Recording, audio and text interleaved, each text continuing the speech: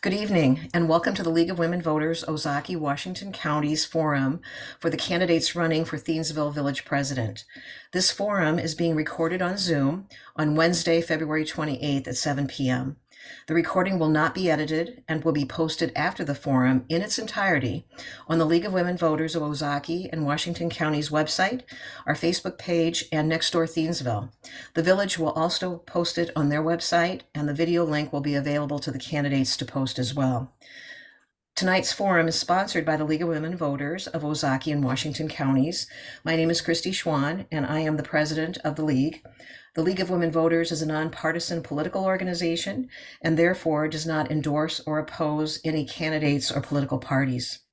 We have two candidates participating in tonight's forum, David Lang and John Rosing. There is, of course, one position to be filled in this election, and the names of both of these candidates will appear on the ballot on Tuesday, April 2nd, 2024, for voters in the village of Thiensville. Please become informed about your entire ballot and vote in this upcoming election. One way you can find helpful information about your elections is at vote411.org. Questions for tonight's forum were solicited ahead of time from the public through announcements in the newspaper, on the League website, Nextdoor Thiensville, and by email. I would now like to introduce the participants in this evening's forum, John Rosing and David Lang. This is the format we will use for tonight's forum. Each candidate will have 90 seconds to make an opening statement. They will make their opening statements in the order determined by our coin flip. David Lang will actually go first. The person that begins with the opening statement will then be second to answer the next question, and will alternate in this order in this manner for subsequent questions throughout the forum. Our League member, Amy Otis Wilborn, is our timekeeper tonight. The opening statements will be followed by responses to questions submitted by the public. We'll continue with questions for no longer than an hour. Each candidate will have 90 seconds to respond to questions, and all candidates will respond to the same questions. After the question period, candidates will have 2 minutes to summarize their position on issues in a closing statement. I will ask that candidates mute themselves when not speaking, and then remember to unmute when it's their turn. The opinions expressed by the candidates are their own and are not sponsored or endorsed by the League of Women Voters. All of these candidates have chosen to make the effort to run for elected office. As a consequence, they are subjecting themselves to the scrutiny of the voters. Whatever you may think of each candidate's position on issues, they deserve our respect and appreciation for their willingness to serve in public office. We will now begin with the introductory remarks. David, you will begin. Okay. Well, I began my public service to the community about 15 years ago with the Community Conversation. So that was originally created to discuss and address things like the declining population of the schools and economic development and such. And I felt honored to be asked to be the chair of the subgroup on economic development in the community. Next, Van was elected village president in 2012 and left his trustee position open. So the board chose me to fill that position, it's been a tremendous honor and a privilege. Just I'd like to list some of the things we've done in that amount of time. So I was the village representative for the Mequon-Thiensville Gateway Project, which you see by Cafe Hollander. We've done a lot of park improvements, including a new band shell, new bathrooms, new playground design and equipment. Kim Beck and I actually started the TBRC, which helped to rejuvenate the area in terms of economic development. We now have the farmers market, food truck night, movies in the park, Best Damn Blues Festival, Kids from Wisconsin. We have an updated Fishway Passage. And a few years ago, Scott Klink, who was the Secretary of the Interior, gave us a little bit more money to expand it. So we have we've got that. We've got some new single-family homes up where the old Lumen Christie used to be. We have some single-family homes where the old M&I Bank building used to be. And I'd like to continue that kind of development going forward. Thank you, David. John, mute. There you go. Hello, everyone. My name is John Rosing, and together with my wife, Mimi, we've lived in Thiensville for 31 years now, raised our 4 children here, and have enjoyed every minute of it and hope to remain for many years to come. I'm running for village president to advance the tradition we have of good local government, a standard set by many past village presidents, people in my time like Don Molyneux, Roy Wetzel, Carl Hertz, and more recently, Van Mobley.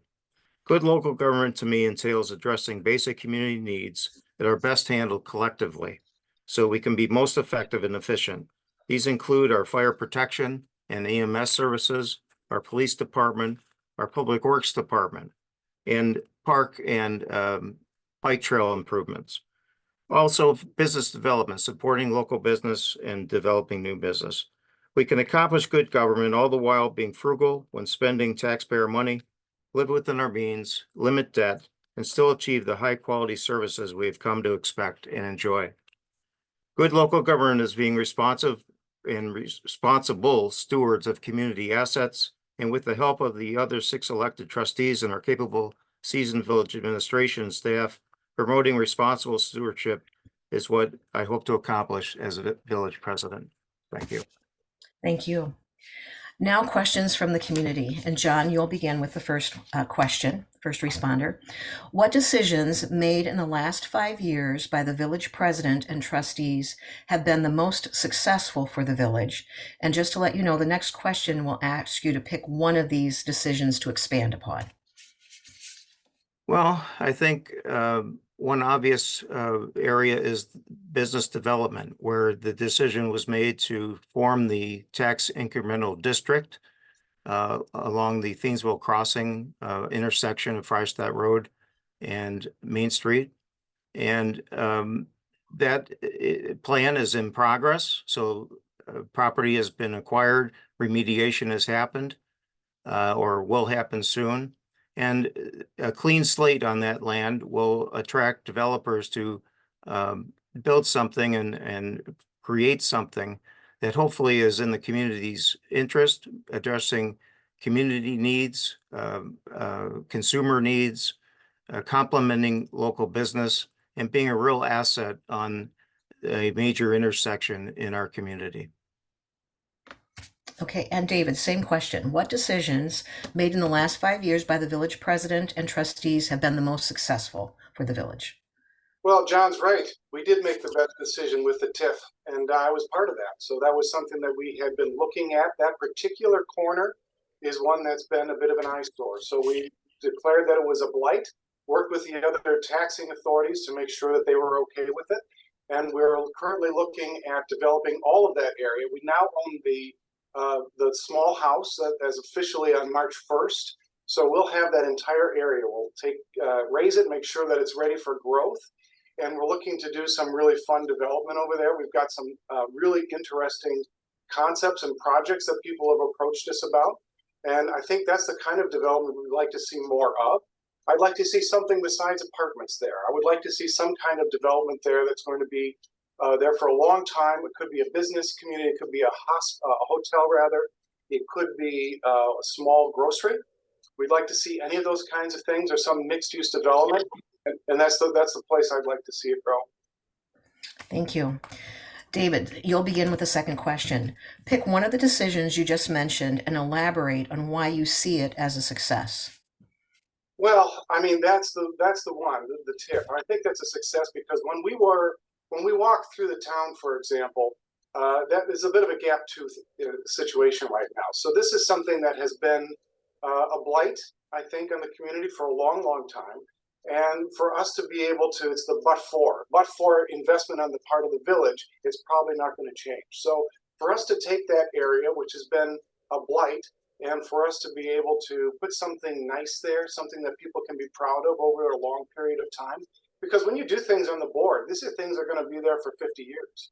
I mean, this isn't something that you're looking for next week or next summer. This is going to be there a long time. So I think that was the one big decision that I was happy to see. And whether we do a TIF or we just borrowed money is questionable. But I really like the fact that we were able to get that property, put it under the ownership of the village, so that we'll be able to determine what's the best thing for that particular corner.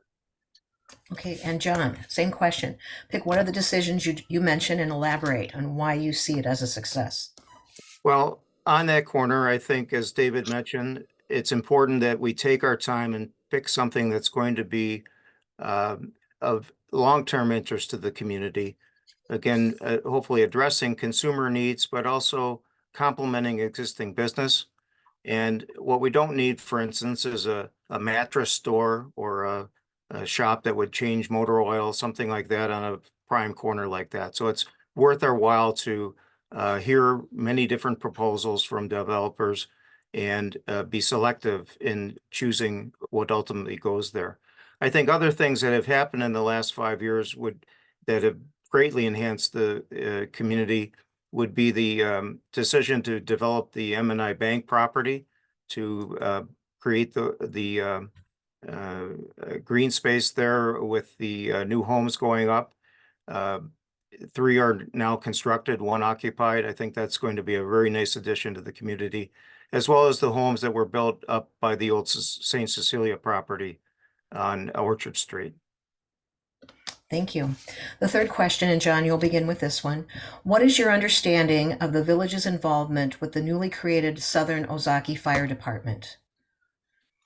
Well, we've partnered with the city of Mequon with the aim to correct what was becoming an untenable staffing situation with the lack of volunteer firefighters and EMS personnel in both communities.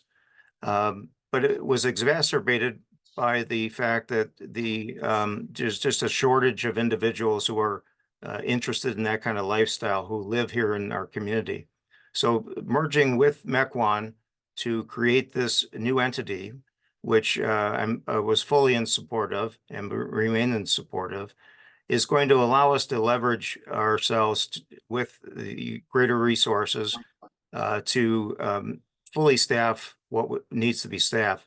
The recent data shows that only 1% of the shifts were uncovered in a recent quarter, and that compares to about 20% prior to the merger. So it's a significant improvement in the capability and coverage of the fire department and paramedic services.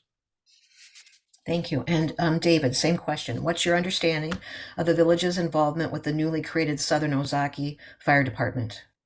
Right. Well, there is a board that's been created. There are people from both Mequon and Thiensville on the board. Some in the early indicators are that there have been some improvements, especially in Mequon, with coverage.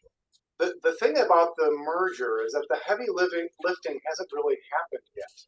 We aren't going to know until 2027 where the buildings are going to be located, what kind of buildings are going to be. Mequon's talking about including police and fire in some of these buildings. Does that mean Thiensville tax dollars would potentially be going for the Mequon Police Department? For me, that's a concern. We have our own police department.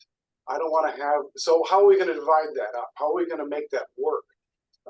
In the case of the way it's structured, we are on the hook for 15% of whatever this board comes up with in terms of numbers. Well, we saw the great big Department of Public Works building that Mequon put together not long ago. What are they going to do with 2 new buildings that are going to be for potentially both police and fire? How do we separate it? We certainly wanted to merge the fire, not sure about how the police are going to work into that situation. So I understand why Mequon would want to do that. It makes a lot of sense. But from Thiensville's perspective, how do we isolate it? How do we keep it from trickling down into a point where we're potentially paying for some of the Mequon Police Department? It's a big challenge. We're not going to know until 2027 how it's even going to shape out. Thank you. And David, next question. What is the new department's capacity to timely respond to 911 injury and illness calls for Thiensville residents, and how does it differ from before? It's not drastically different from Thiensville's perspective. It's pretty similar. Thiensville's only 1 square mile. You know, Mequon is twice the size of Manhattan. It's 50 square miles. So those are 2 different things. The timing is down just a little bit. You know, they have different classifications. There's 1, 2, 3, 4, and 5. 1 and 2 being my spouse can't breathe. I've got a heart attack. 3, 4, and 5 is someone's fallen down at a local facility and they need some help getting up, things like that. So you can't group everything into one particular category, because they certainly are going to have to respond faster to my husband can't breathe than they are to someone's fallen down and needs some help getting up. But overall, the numbers are down a little bit slightly, a little bit better for Mequon than it is for Thiensville right now, probably just because of the size of the village compared to the size of Mequon. Okay. And John, same question. What is the new department's capacity to timely respond to 911 injury and illness calls for Thiensville residents, and how does it differ from before? Right. From my discussions with a number of people, I understand that there isn't much difference.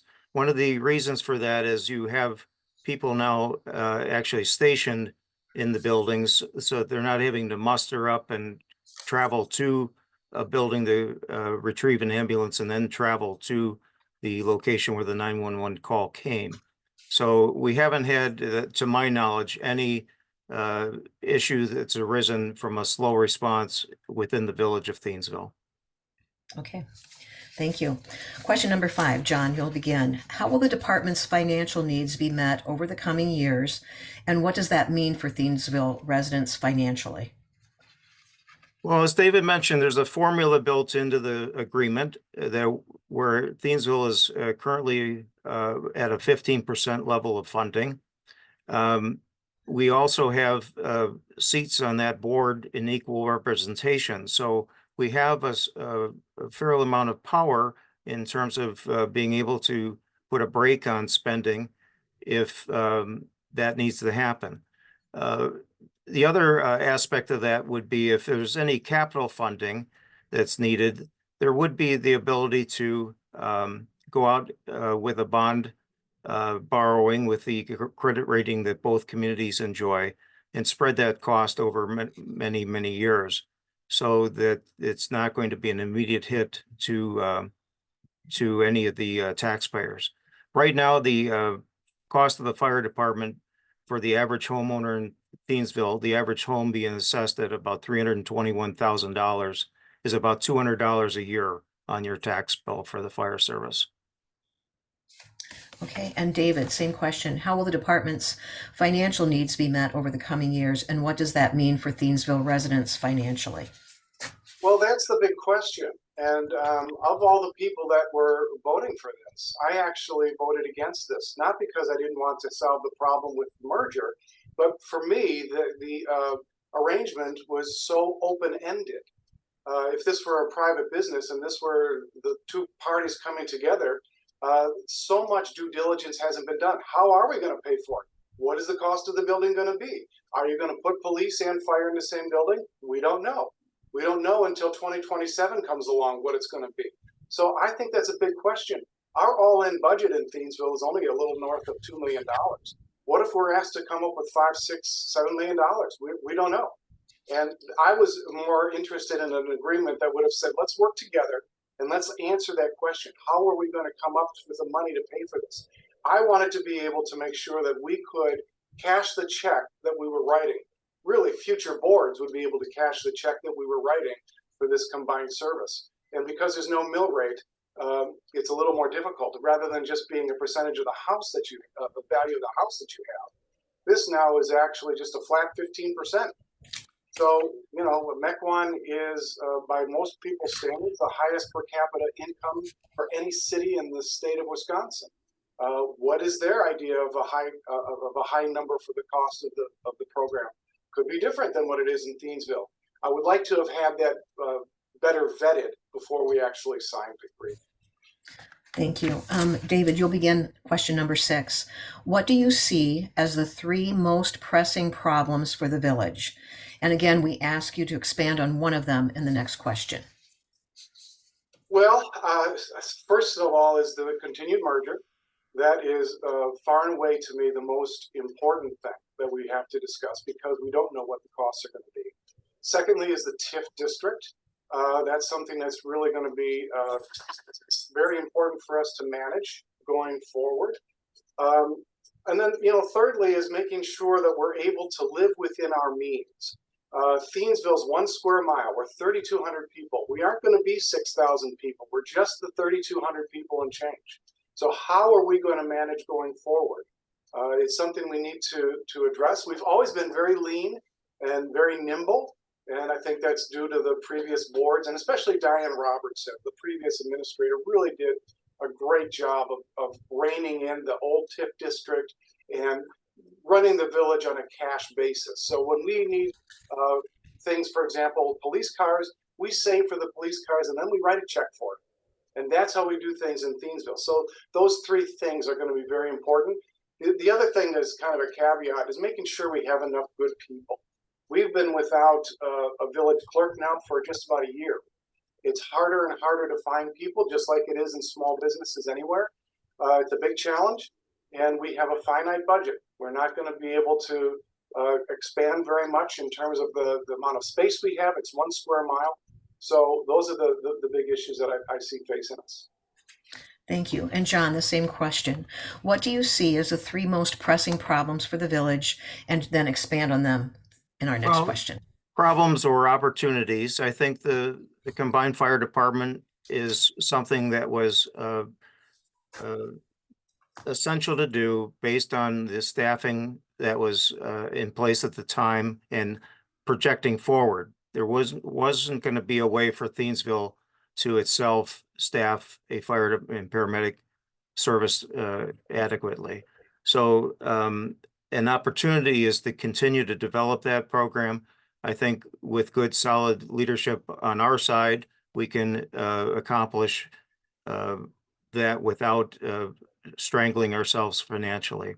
I think the development of the business district, the TIF district, is obviously a very important component of going forward and what we need to do correctly in order to improve the village as we all wish it to be.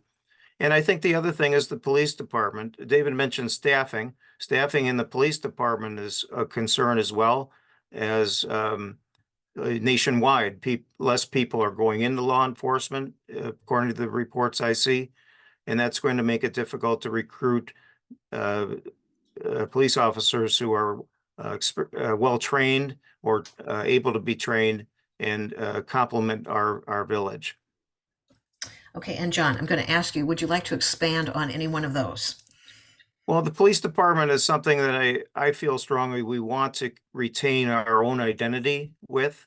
Again, the fire department, we had a fork in the road where we had to address that issue. The police department currently is, again, on that average assessed value home, $321,000, costing about $600 a year in real estate taxes. That's money well spent, in my opinion, with the deterrence factor that the police department have held historically. It's deterring crime in our community, protecting our businesses, and keeping our streets safe. Our streets are lacking sidewalks in most cases. So we have a lot of walkers out there, dog walkers, bicyclists, runners, children playing. It's important that our traffic safety be a priority. And I think our reputation is that it is a priority, and that 25-mile-an-hour speed limit and stopping at a stop sign before proceeding, all those things contribute to a safe community, which I think is a very high priority for all of us. Thank you. And David, pick one of the 3 that you'd like to expand on. Well, I think when I look at my kind of overall perspective from my 12 years as a trustee, there's 6 areas that I see that are really critical. Police, fire, water, sewer, roads, development, and I think in that order. So the number one thing on that list for me is police. And we live in a very safe village. We're a bedroom community. We have 8 police, and we like them to not have a lot to do. We would like this to continue to be a safe environment. I walk my dog twice a day, and as John said, it is a safe place to walk the dog in spite of the fact that we don't have a lot of sidewalks. So I think the police is really critical. I had a neighbor not long ago say, well, why didn't we just merge the police and the fire at the same time? Well, of those 6 things, if you merge the police and the fire, I'm not sure there is a Thiensville. I don't think you just have an administration for Department of Public Works. Police is really critical to what we do and to continue to have a safe place for us to be. So we want to make sure that we are fully staffed with our police department, that they're well trained, that they're well equipped, they have the things that they need to do what it is we want them to do here in the village of Thiensville. You know, if you go away for some period of time and you let the police know, they'll come and check in your house. In the middle of the night, 3 a.m., they'll be here, they'll look at your house. They check each of the businesses in the evening. They make sure that the doors are locked. It's a fantastic thing that we have here. Want to make sure we keep that. Okay, thank you. Question number 8, starting with you, David. What is your feeling about the use of eminent domain for blighted or undeveloped land in our community? Yeah, eminent domain is, boy, is that something for last resort. Um, we have other places that we can work on, including the new TIF district. I'm not a huge fan personally of taking property from someone when they own something. Um, and that has to be balanced, of course, against the needs of the community. So when you look at certain places where there haven't been businesses developed for 30 years, you start to talk about the possibility of eminent domain. The little bit that I've looked into it with the village, there's a tremendous cost to doing that. Most recently in Brown Deer, they did an eminent domain just south of Green Bay Avenue and Brown Deer on Green Bay Avenue. Boy, that is a big fight. So how many tax dollars do you want to spend to take someone's property and build on it in the interest of public good? That's a tough one. Is it possible? I guess it's possible. I'm not sure right now that's where we'd want to go. There's plenty of other areas for us to develop, including this new TIF district. That's going to keep us plenty busy. And the other thing I've noticed about the development that we've done, for example, with Fiddlehead's Roastery and the Thiensville Business Alliance, is it does put pressure on the other business owners. So the insurance company next to them said, boy, look at what they've done. We need to step up our game. And so my hope would be that by doing the development in the other areas, we would not need to talk about eminent domain and just have the pressure put on them to want to make the village the kind of place we'd like to see for development. And John, same question. What is your feeling about the use of eminent domain for blighted or undeveloped land in your community? Yeah, I would not support that whatsoever. It's a last resort, but I don't see us ever getting there. I think if the Thiensville Crossing development takes off like we all hope it will, and I think it will, the other developable land will follow suit, I believe. So people will begin to look at Thiensville differently and think of the opportunity there. And the other parcels that are available in the village likely will see some action without the village having to resort to eminent domain. Okay, thank you. John, do you see opportunities for cost shaving or shifting? And if so, what are they? From the operating budget of the village, I presume? Yes. Actually, I think we're very lean as we go. Periodically, the idea is floated, should we transfer the rubbish removal to a contract, such as we did with recycling? Would that save money? Would we need fewer Department of Public Work employees, for instance? Well, then you run into what's the staffing for the other essential services that those individuals perform for us, the park maintenance and management of the public lands in the village, all the road work they do, the arbor work they do, and so forth. So I really don't see where, given our history of being frugal with taxpayer dollars to this point, I don't see an area that is ripe for cost cutting. Okay, and David, same question. Do you see opportunities for cost shaving or shifting? And if so, what are they? We are very, very lean. This is not a community that has a lot of dollars that aren't being used. I can tell you, having done this for 12 budget sessions now, that our staff, starting with Diane Robertson and the imprint that she left, and then working with Colleen Landish Hansen as well, they know that we don't have a lot of extra money. We are very lean. In fact, the mill rate just went down to a much lower rate than it had been even previously. Our staff works very diligently to come up with ways to creatively do the things that we need to do. And like John said, I feel like we need to somehow outsource things and potentially lose some of our great employees. We have fantastic employees in the DPW, right down into Colleen Landish Hansen and all the others. We just have terrific employees. And if you, for example, need garbage to be picked up, they'll come out on a special and make that happen. I mean, try to do that in some other places. It's not easily done. So I don't want to lose employees. I don't, but at the same time, I don't see a lot of places to get more lean. We are very, very lean, and as I said earlier, we're still looking for another village clerk and another policeman just to get our staffs fully staffed. So I don't think there's a lot of places we're going to be able to cut costs. Okay, David, next question. What unique expertise or knowledge do you have that you would bring to the position? Well, I think the same thing I've been bringing for 12 years, which is I have a small business, and I actually have another business where I'm doing financial work as well. So I've been a lot of sales and marketing. I've been with people for quite a bit of time. I have, I think, really exceptional customer service. I like to work with people. I like people in general. I love walking my dog twice a day and talking to people every time I go. I see someone, I know sometimes the dog's name more than I know the owner's name. But when I'm out and about, it's great to see them. I love talking to people about their ideas. I enjoy talking to people about the village. I enjoy hearing from people what they want to see done differently with the village. So I think all those things, I enjoy people. And I think all of those things are, along with my sales and marketing background, are what I have been bringing for the last 12 years and what I'd like to bring as a village president as well. And John, same question. What unique expertise or knowledge do you have that you'd bring to the position? Well, I think my ability just to connect with the community. I've been in this community, as I mentioned earlier, for 31 years. I've been a member of the Thiensville-Mequon Rotary Club for 31 years. That club has a long history of involvement, not only in the Thiensville-Mequon community in at large, but here in Thiensville itself.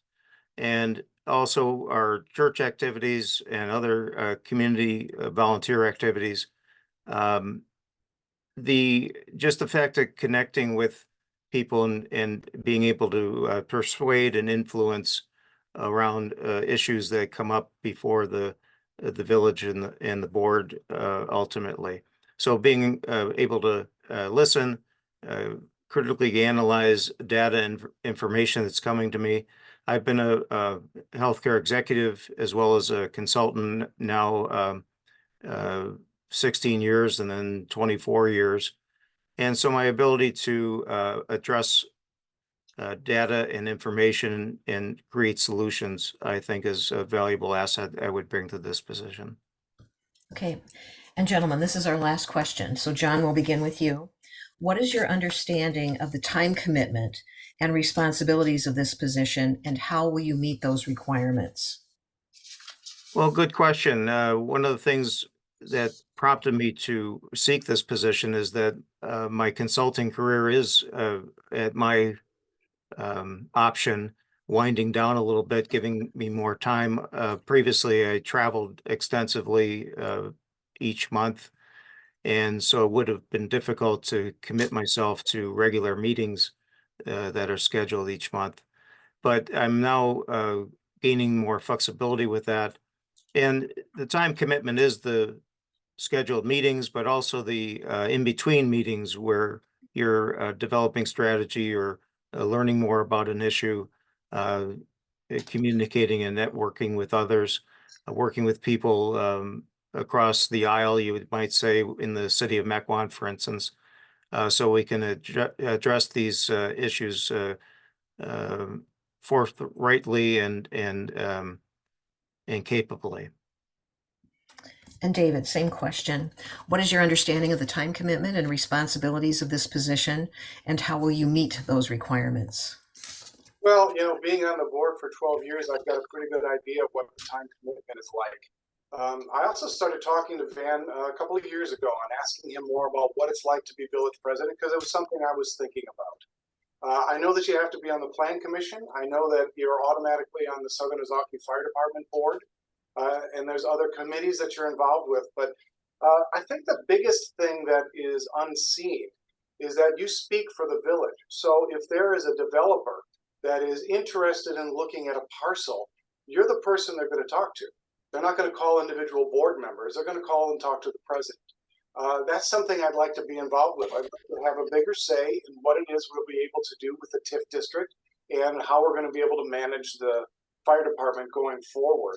So there's a lot of behind the scenes things that are done. I know Van has spent a fair amount of time working at the village hall, making sure that people are getting what they need and things are going the way they want them to go. And I think that's something that I have enough time to do. So if I didn't feel like I had enough time to fulfill those commitments, I wouldn't have put myself out there as potentially trying to be the village president. Okay, we've come to the point in the forum where each candidate will have 2 minutes to summarize their position. The closing statements will begin with David, who would have gone first had there been another question. David, 2 minutes. All right. Well, in closing, as I mentioned, serving the community, I felt like there's 6 key areas that we need to look at: police, fire, water, sewer, roads, and development. Now, we've decided to merge fire departments with Mequon, so that part is going forward. But the number one reason I've chosen to run for village president is because there's so much work that has to be done yet in making sure that this is going to be a good arrangement for the people of Thiensville for the next 10, 15, 20, 50 years. And we don't know what the buildings are going to cost. We don't know where they're going to be. We do know that they've already shuttered the building in Thiensville. So there is no fire department's activities really happening in the village of Thiensville. So what does that mean? How much of this new building is going to go for Mequon Police and how much is going to be for fire? How are we going to make sure that Thiensville's tax dollars go for what we want it to go for? These are big questions. And that's something that I'd like to be able to be involved with. As we mentioned earlier, 15% of whatever the costs are going to be borne by the village of Thiensville taxpayers. There isn't a mill rate, so you're not going to pay a percentage of the value of your house. This is something that's going to be looked at. We're not going to know until 2027 how it's going to be. Next is the big TIF district. This is really critical. This is what's going to be for the next 20, 40, 50 years. I would like to see something beyond just a lot of apartments. I would like to see something really nice that sets Thiensville apart. Boutique hotels, something like that, a grocery store. And I'd like to be the person to try to help make that happen. So I can go out representing the village as the Village of Thiensville president, making sure that happens. So we want to continue to do those things, continue to stay with the development that we've done, making the parks nice, doing the nice things we want to see done within our means so that we can do this for the next 50 years. Thank you. And John, your summary. Thank you. I think the Southern Ozaukee Fire Department and EMS services, obviously a ongoing concern and an organization that needs our full attention going forward so that Thiensville's needs are met in an efficient and economical way. The tax incremental district is also critical to our future. I think the ideas that have been floated, grocery store, hotel, for instance, are some of the ideas, a mixed use complex, all are worthy of greater discussion and investigation. Making Thiensville a destination. We think about the businesses that we already have. In restaurants, we're up to about 10 or 11 restaurants, Prime Minister Chuck's Place, Daily Taco, Cousins, Remington's, all these are local entrepreneurs who are making their way, trying to meet consumer needs while developing their business. We have a lot of home-related businesses. We've got McNabb and Reesley, Greg Miller's upholstery shop, little boutiques that have popped up, Frankie's and Almi, and the curated home decor, the Friends' Garden Center, which is now going to be called Brushes and Blooms, a wonderful transition in that situation. So we have these businesses that draw people from outside the area as well as meet our own needs. We've got a number of shopping opportunities, Fifth and Main, Extreme Ski and Bike, draws people from all over. Egelhof's Lawnmower, Glaze, of course, is a wonderful addition. Suburban Motors and Boucher Auto draw people from all over the state in some instances. Our small animal clinic and so forth. we've got a health contingent, the Welltopia, Successful Smiles, Lux Dental, the chiropractic, Family Health Center.